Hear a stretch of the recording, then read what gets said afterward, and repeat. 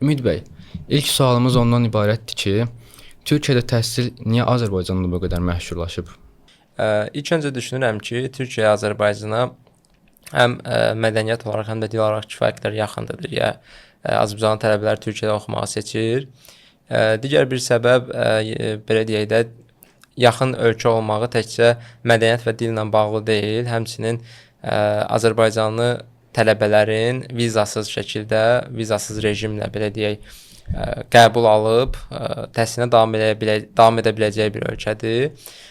Ona görə Türkiyədə təhsil çox məşhurdur. Üstəlik Türkiyə universitetləri Azərbaycanda kifayət qədər yaxşı marketinq eləyir. Yəni kifayət qədər yaxşı reklamlar çıxarırlar və Azərbaycanda nümayəndəlikləri var. Hansı ki, bu da Türkiyədə təhsili məşhurlaşdırıb.